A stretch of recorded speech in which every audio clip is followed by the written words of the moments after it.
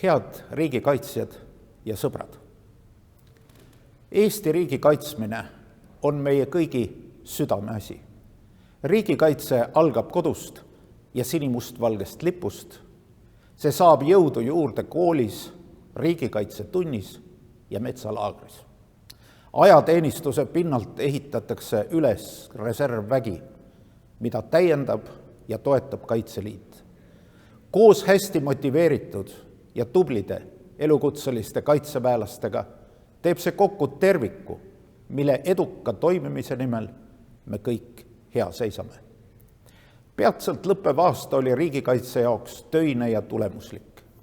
Iseseisva kaitsevõime tugevdamise vallas on kindlasti väärt märkimist uute automaattulirelvade hankega ühele poole jõudmine.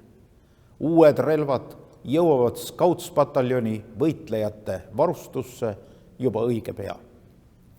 Keerukam ja mahukam kui varasemad oli ka lisaõppekogumine Okas, mille õnnestumise pärast võime uhked olla oma reservväelaste üle.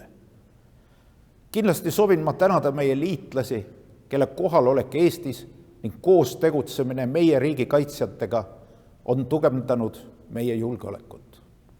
Üha enam harjutatakse liitlaste õppustel vägede kiiret siirmist NATO idatiivale. See on heidutushoiaku ja kaitsevõime jaoks äärmiselt oluline. Oluline meie piirkonna sõjalise kaitse tugevdamisel on ka tänavu tööd alustanud NATO põhjadiviisi staap Lätis, mille toimimisse ka Eesti aktiivselt panustab. Kõikidele riigikaitsjatele ei saabu jõulud ja aastavahetus kodus lähedaste ringis. Välismissioonidel maailma eri paigus teenivad paljud tublid Eesti mehed ja naised. Oleme oma soovides ja mõtetes koos nendega. Soovin kõigile kena jõuluaega ja toredat aasta lõppu.